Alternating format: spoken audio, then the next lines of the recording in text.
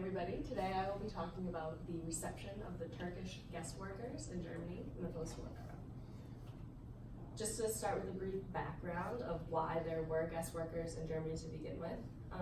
In the post-war years, the German economy was booming. However, there was a shortage of labor due to losses of men in war, and just simply not enough people to fill the position. So there was an abundance of work for workers abroad, mostly young men.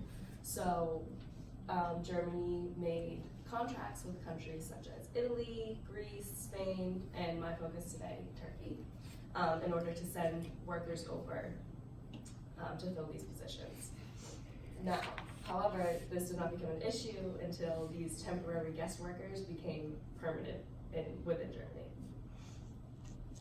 So my research question today will be, why were the Turkish guest workers rejected by German society?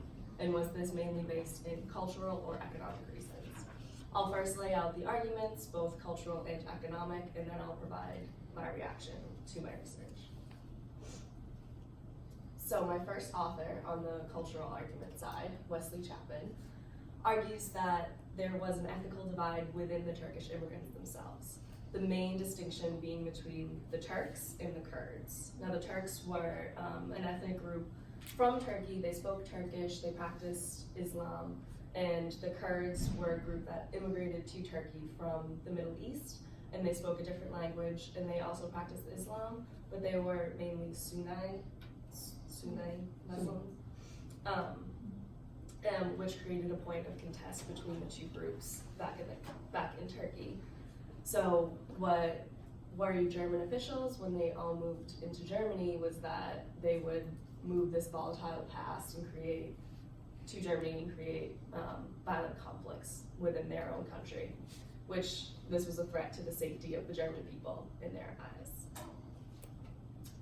My next author, Rita Shin, that we all know very well, argues that the main problem with the Turks in Germany was the fact that they were Islamic in a Christian Germany. This was a threat to the national identity that Germany had worked so hard to recreate after the post-Nazi era. And she also argued that the Germans saw this as impossible to assimilate due to this stark difference in religion. This quote that she says, naming Islam as the key issue, it was the incommensurable feature of Turkish culture and the reasons why Turks could never become German. So using this religion as a cultural and national marker just emphasized the separation of culture that would lead to a lack of citizenship for these Turks solely based on the fact that they were Muslims. Third, Deniz Göktürk defined Germanness and how the Germans saw themselves as, within their national identity. And these had social and cultural factors such as speaking German, their education system, and the specific curriculum that was taught in the schools, as well as we just saw, Christianity being a large marker in this. So this very strict view of themselves as Germans carried over into laws and policies. And I thought it was highlighted very well in the naturalized German citizenship requirements. And I would like to direct your attention to the first two. The first one being gives up or loses previous nationality, meaning that essentially the applicant had to revoke their citizenship from their previous country and essentially cut all ties with their past and their culture in order to be accepted into the German community. And second being has had permanent and consistent residence in the domestic territory for 15 years. And this was the German government's way of ensuring that the applicant would be as integrated or assimilated as possible in order to be accepted into German society. Now, one of the most shocking things is that this law only changed about 10 to 15 years ago. So there was a period of almost 50 years that this citizenship requirement was in play, which just shows how it affected the immigrants and is still affecting their descendants today. Excuse me. Moving on to the economic argument, my first author argues for the emergence of private cultural markets due to the isolation of the immigrants. So there were such a large number of Turkish immigrants that they were able to create their own communities within Germany. And this author, Tuncer, argues that they created small markets within them.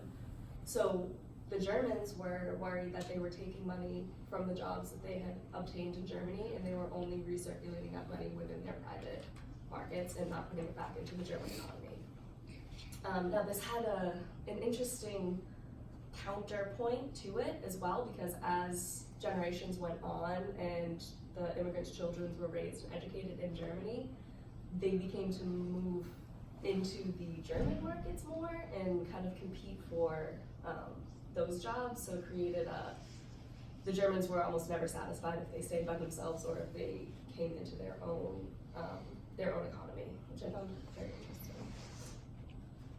The second economic point is that remittances, which are sending earned money back to their families in Turkey.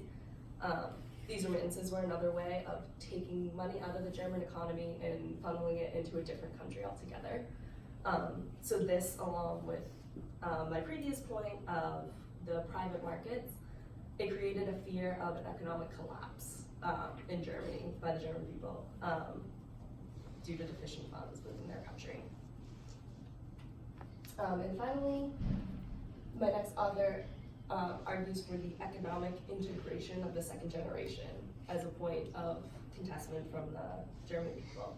And as I had briefly mentioned before, the immigrants' children were educated and raised in Germany, so they were more likely to become put into the German economy and take the higher German jobs away from German citizens.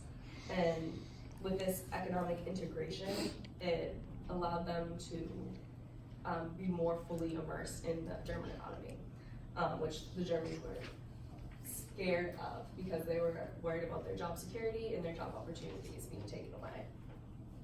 So this is kind of another point of it's kind of a backfiring of their integration program, because now that the immigrants' children are integrated into their society a little bit more than the immigrants were themselves, they're afraid that they're taking all their jobs. So my reaction to my research and to these points is that the economic concerns were simply a cover for the cultural rejection of the guest workers in Germany. And I believe this because all the economic arguments seem to be null and void because they were born out of a paranoia of cultural and national identity loss within Germany. And the main point to this is that the presence of the Turkish guest workers actually boosted the German economy. Starting all the way from the beginning, they provided labor for companies and industries that were able to flourish at full capacity because they had no longer a shortage of labor. And then later on, the Turks created small businesses that added to the economy not only monetarily, but they also created more jobs for other immigrants as well as for Germans. And finally, the tax money, the insurance, and the pension funds that the Turkish immigrants paid actually repaid the government in excess as to their expenditure on the foreign workers to begin with. So they were not operating at a loss, but instead at a gain.